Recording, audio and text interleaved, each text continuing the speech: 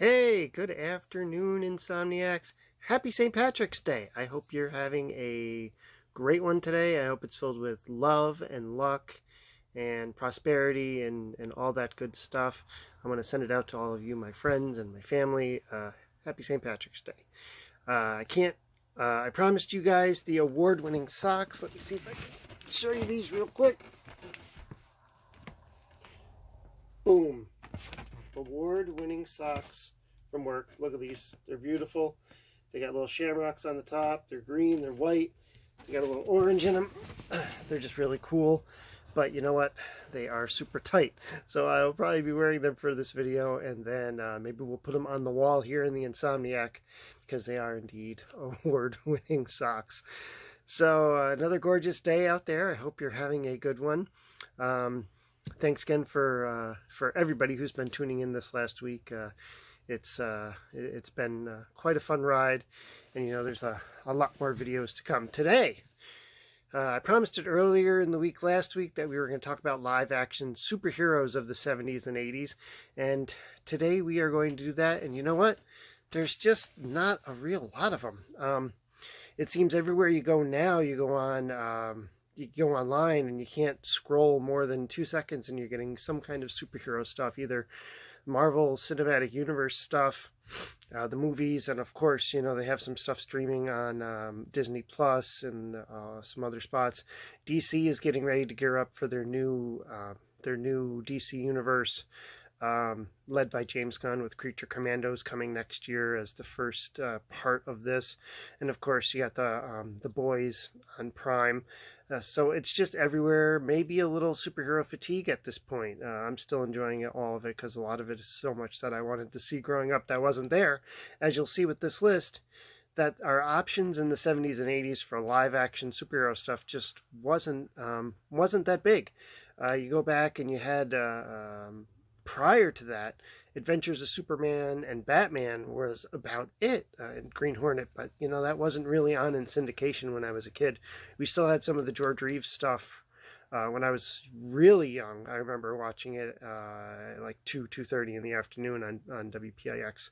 They would have the Adventures of Superman, and of course Batman with Burt Ward and Adam West. That was still everywhere when I was a kid. They would do back-to-back episodes every day after school, and I fell in love with it, and it's one of the reasons that Batman is still one of my favorite superheroes to this day. Go ahead a little bit further to 1974 and the Electric Company. Here it was on WMHT. I don't know, it was probably on something similar to your PBS, cable access, or a nonprofit, whatever channel it was back then. And it had Spidey Super Stories. And I remember watching them, and that was great. You know, the wall crawler was always crawling around the set, and Marvel had a comic book out on it, and then there might even have been like an LP, which I don't quite remember, but that was a huge part of my childhood, watching the Electric Company and seeing Spider-Man because he was on the big screen. Also around that time, on Saturday mornings, you had Shazam, which changed the story a little bit from the comic books. In this one, young Billy Batson and his uncle went around in an RV helping people and solving crime. And I remember it. I remember a little bit of it, and I thought it was cool. But I don't remember it super well. I just remember that I did watch it. You know, it was 1974 to 1976 that was on, so I'm probably catching the tail end of that. Around the same time, into its second year, they paired Shazam with ISIS, and The Secrets of ISIS was on TV, and that ran for about one season. And I remember being a big ISIS fan. I had a storybook with the origin in it, and it didn't take till years later, I think till 52, that we finally had ISIS in the DC comic books. But that was another kind of popular early live action superheroes. Yeah, our pickings were pretty slim at that point, until 1975, when Linda Carter took on the role of Wonder Woman. The show ran till 1979, and it changed formats once during it. It started out in World War II, and then I don't remember what season, but they do flash ahead to the more present time, and that was just a monster success, I think. Um, I know I watched it and enjoyed it, and I remember when DC launched their streaming service, their first one. I remember watching them, started to watch them, and I never got to finish them because they took them back off. But I'd love to get back to that someday. And of course, I had my first crush on Deborah Winger in that as Wonder Girl. So there's lots of good stuff in that series. 2 years later, in 1977, we finally got The Amazing Spider-Man on TV, and I remember loving this show too. I remember it started as, I think, a couple made-for-TV movies, and then it went into its own series. Nicholas Hammond, I think, was Spider-Man. I'm doing that off the top of my head, and that had another. They had a lot of cool Daredevil stuff with him crawling up the sides of buildings and stuff, and his web swinging and all that kind of stuff. And never, once again, a lot of these shows up to this point, and actually the one after this, they don't really have any supervillains. It's all still pretty much day-to-day criminals and spy rings and nothing too super ordinary. None of the rogue galleries of any of these heroes ended up on the shows, which I find really interesting. I don't know why they couldn't figure out how to do that. I guess probably budget restraints, because they were, putting all the money into the heroes, that they didn't want to put them to make too many of the villains. But some of it would be very easy to do with makeup, because as in 1977 also, The Incredible Hulk hit the air, and I think that one had the most success out of all the 70s, 80s, early 80s stuff. It ran until 1982. Bill Bixby and Lou Ferrigno in the dual roles as Bill Bixby and The Incredible Hulk, and they did amazing stuff with body paint in that, and I don't see why they couldn't do that with some of the other shows and villains. I loved The Incredible Hulk. I thought it was I was glued every week when the Hulk took on the old guy who turned into the Hulk, who was the original Hulk. I thought that was just fantastic, and there's just some really good episodes, and it had that lonely guy theme that played at the end of the episode. It just gets into your head like an earworm, and it's I have it on my iPod, and I was just a huge fan. I remember my grandmother used to crochet, and she would get the tubes of yarn, and I would take the paper ring, and I would put it on my arm, and then I would like flex my arm until it broke, like the Hulk's, like Bill Bixby's shirt breaking as he became the Incredible Hulk, and I'd be like, I'm the Hulk. Yeah, that was my childhood. Yeah. Anyway, there wasn't really anything else on television, TV show wise, until 1988 when Superboy debuted, the live action Superboy. And I don't remember that vaguely. It was in syndication, and I don't remember if it was on around me or I just wasn't interested in it at the time.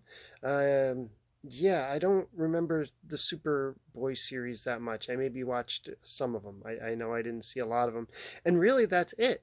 There were some made-for-TV movies, which I'll save them for when we talk about superhero movies. But the landscape of superheroes on TV, live action, just wasn't there. You had Electra Woman and Dyna Girl. I would count that as a live action superhero, but we'll talk about that when we get to the Croft stuff. And I wish there was a lot more, because growing up reading comic books, I wanted to see the X-Men. I wanted to see the Avengers.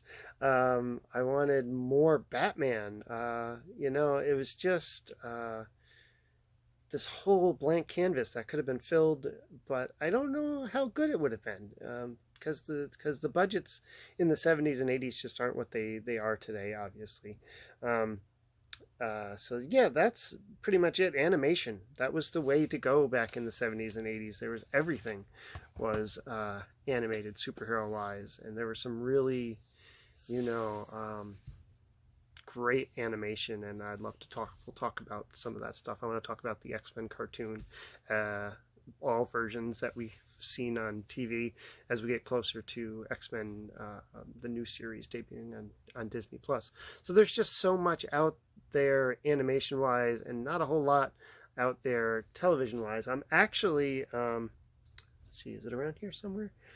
Oh, I'm using it on the prop. My wife and daughter got me the Incredible Hulk box set on Blu-ray for Christmas, and it's all 4 seasons, and I am just getting ready to start watching that. I watched a little bit of the pilot, and God, it's so good. I never could understand why they changed his name from Bruce Banner to David Bruce Banner, but you know, it's just one of those little things. And of course, the origin is a little different. But I think we will review the series. I'm not going to do episode by episode because there's just a lot of episodes, but I will probably do a season by season review of the series. So that is it really for live action TV.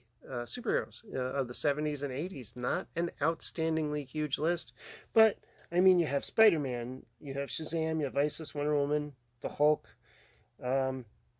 Not really the big characters of the companies represented well. Captain America really wasn't there.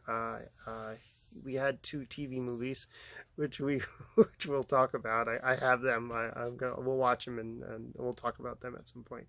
And Batman. Oh, I know what I forgot. I wanted to mention the live action challenge of the Super Friends that Hanna-Barbera did. There was 2 of them. There was one where the Super Friends took on the Legion of Doom, and then the celebrity roast with Ed McMahon hosting. God, that was the first one. The one where the Super Friends fight the Legion of Doom. That was one of my absolute favorite campy things of my childhood. I chased that thing forever looking for it. I had a bootleg copy that I got at a Comic-Con, and then finally there was an official release. If you haven't seen that, you need to track it down. Adam West and Burt Ward are Batman and Robin again, and the gentleman who played Lurch on Addams Family is Solomon Grundy, and there's just some fantastic stuff. And it's got a great lineup of superheroes, like Black Canary makes an appearance, and Shazam, and Hawkman is there. It's campy fun, probably a little silly, probably a lot of silly, but yeah, it's good stuff. So that is it for today's video. I hope you have a good St. Patrick's Day. Please let me know of those shows. What did you like from the 70s and 80s? What do you remember watching? What do you have memories of? I remember sitting Sunday nights watching The Incredible Hulk, just loving every second of it. And then Dukes of Hazzard would come on after that, and you're right there just watching. What didn't you like about those shows? And what do you wish there was more of? What was your superhero that you wanted to see that you didn't get to see back then? So there you go, everybody. Happy St. Patrick's Day. Have a good one. We'll see you tomorrow.